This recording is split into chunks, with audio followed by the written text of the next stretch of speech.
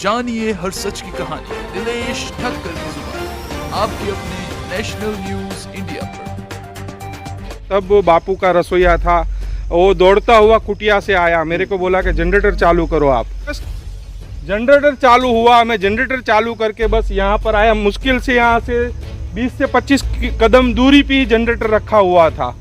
वो भाई तुरंत ही हाथ में कुल्हाड़ लेकर इधर उधर देख रहा था और टॉर्च मार के देख रहा था। तो मैंने बोला क्या हुआ? बोले कुछ नहीं, चित्ता आया था, कुछ हो जाता है। और तुरंत ही अंदर से कुटिया में से रसोईया आता है कि बापूजी ने बोला कि बंद कर दो।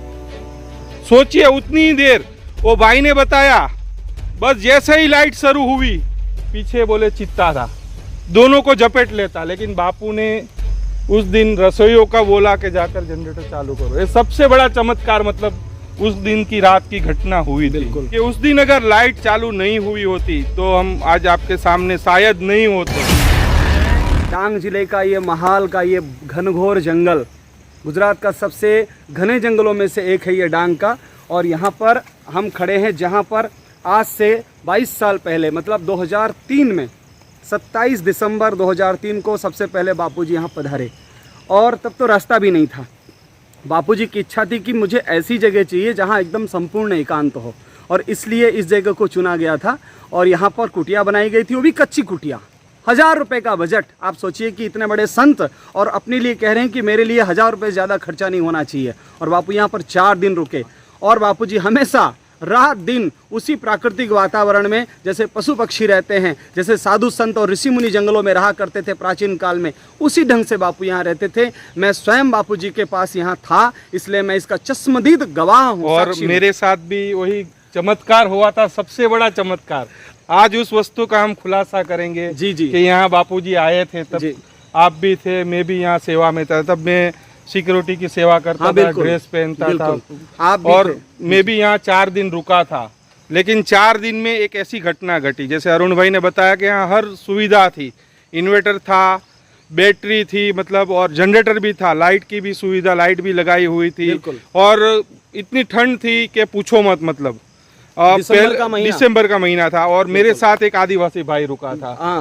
बापू की कुटिया शायद यहीं पर थी सामने। ये सामने ये देखो, ये बांस का, ये जो जंगल बांस का यहाँ था, बहुत बड़ा कुंभ था बांस का। और ठीक उसके सामने ही यहाँ पर हम लोग बैठते थे सामने ही, क्योंकि यहाँ से एक पगडंडी रोड जैसा आता था कच्चा। तो यहाँ पर ही मैं और एक आदिवासी भाई था, जेडी देशमुख। हाँ, जेडी देशमुख जामलापाड़ा वाले, हम लोग बुलेट लेके आता था, यहीं बैठते थे। सोचिए उस दिन क्या चमत्कार हुआ। तब बापू का रसोईया था, वो दौड़ता हुआ कुटिया से आया, मेरे को बोला कि जनरेटर चालू करो आप। जैसे ही मैं जनरेटर चालू करने गया और जैसे ही लाइट हुई, और मेरे साथ जो जेडी भाई बैठा हुआ था, वो भाई तुरंत ही हाथ में कुल्हाड़ लेकर इधर उधर देख रहा था और टॉर्च मार के देख रहा था। तो मैंने बोला क्या हुआ? बोले कुछ नहीं, चित्ता आया था, कुछ हो जाता है। उतने में ही जस्ट जनरेटर चालू हुआ, मैं जनरेटर चालू करके बस यहाँ पर आया। मुश्किल से यहाँ से 20 से 25 कदम दूरी पे ही जनरेटर रखा हुआ था। मैं जनरेटर चालू करके आया और तुरंत ही अंदर से कुटिया में से रसोईया आता है कि बापूजी ने बोला कि बंद कर दो। सोचिए उतनी ही देर वो भाई ने बताया, बस जैसे ही लाइट शुरू हुई पीछे बोले चित्ता था, दोनों को झपेट लेता। लेकिन बापू ने उस दिन रसोइयों का बोला कि जाकर जनरेटर चालू करो। ये सबसे बड़ा चमत्कार मतलब उस दिन की रात की घटना हुई थी। और आज आपने देखा वो बच्चे ने जो बताया, हाँ, इसी जंगल में, यही जंगल 3 दिन तक बापूजी प्रकट हुए और उस बच्चों की जान बचाई। उस बच्चे का नाम तुलसी। बताइए 3 दिन तक वो जंगल में पड़ा है, उसको सिर पे कुल्हाड़े का चोट लगा है, वो बिल्कुल कोमा में चला गया है वो बच्चा। और उसको बस रात को ऐसा आभास हो रहा है कि चीते की आवाज़ उसको आ रही है। वो बच्चा बाद में बोलता है कि मेरे को जब चीते की आवाज़ आती थी मुझे थोड़ा डर लगता था, आँख खोलता था, देखता था कि मेरे गले में जो लॉकेट है उसमें जो बाबा हैं वो बाबा प्रकट होकर मेरे सामने बैठे हैं और मुझे पानी पिला रहे हैं, मेरे मुँह में पानी डालते थे थोड़ा थोड़ा। उनके हाथ में, उनके पास एक लोटा था। सुबह होती वो बाबा कहीं चले जाते। और उस बच्चे की जान बचाई बापूजी ने, जिसके माँ बाप क्रिश्चियन धर्म को पालते थे, क्रॉस पहनते थे। जैसे ही उस बच्चे ने ये सारी बातें बताई, मेरे सामने उनके माता पिता ने क्रॉस निकालकर फेंक दिया। क्योंकि जो मीडिया बापू के लिए अनर्गल बातें 12 सालों में चलाई संत आसाराम जी बापू एकदम आलीशान जीवन जीते थे।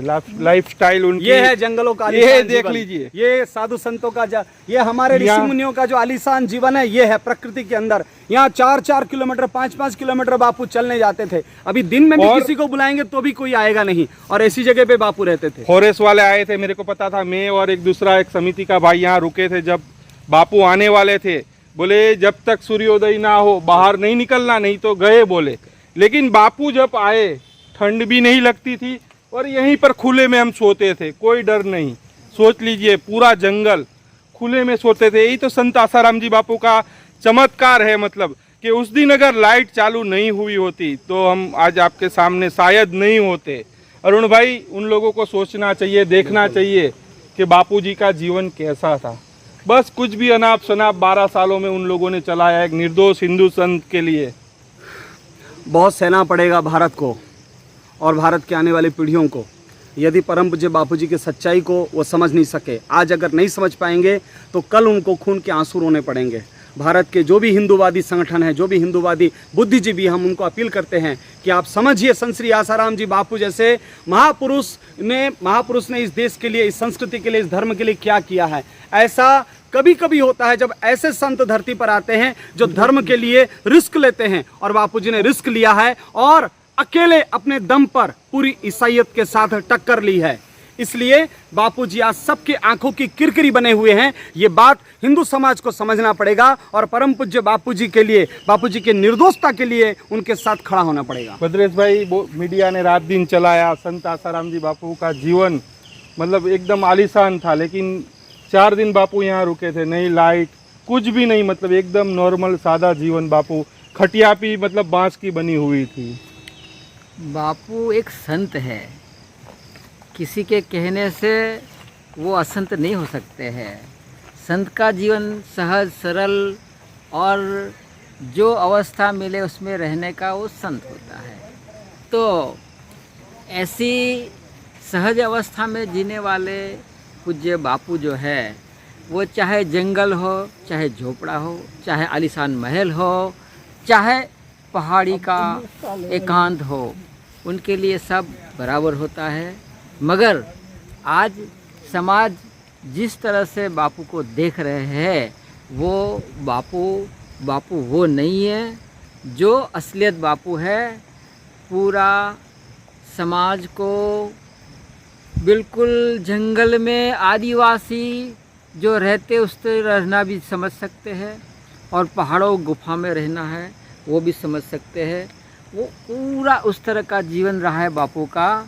आज समाज को जगाने के लिए बापू को गांव-गांव, घर-घर, शहर-शहर और जहां नहीं जाना पड़े वहां पे भी जाके बापू सबको जगा रहे। तो बापू वो संत है जो जंगल की झोपड़ियों में भी रह लेते हैं और शहरों के में सहज में जो मिल गया वो मकानों में भी रह लेते हैं। तो क्या वो महलों में रह के जो अपना कभी न देखा हो, न जिया हो, ऐसे जीवन वाले के साथ में बापू को गिनते हैं, तो वो उनकी भूल है। समाज बापू को आज नहीं पहचानेंगे। जब बापू का असली जीवन धीरे धीरे लोगों के बीच में आएगा, तब लोग पहचानेंगे कि बापू वो बापू थे। मगर आज हम लोग जहाँ ऐसी जंगलों की बिल्कुल कहाँ न लाइट, न पानी, न कहीं यहाँ रहने का ठिकाना, ऐसी छोटी मोटी झोपड़ी में रह के भी समय बिताते थे, गुजारते थे, एकांत में रहते थे, जहाँ न मोबाइल है न आज का आधुनिक युग है।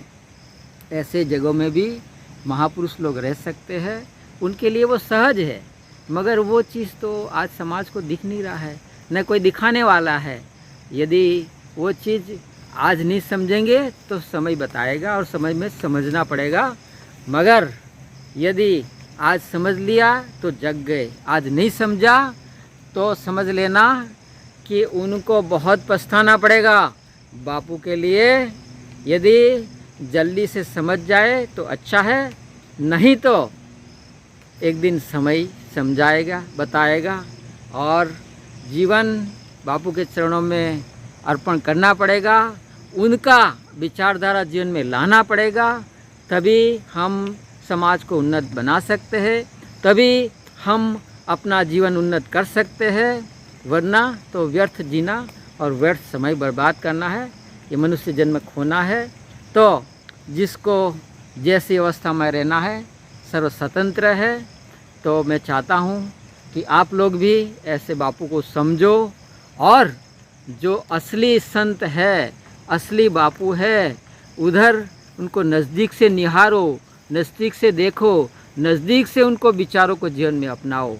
वो तो ही आप जीवन को अपना मूल्यवान बना पाओगे और संतों को समझ पाओगे।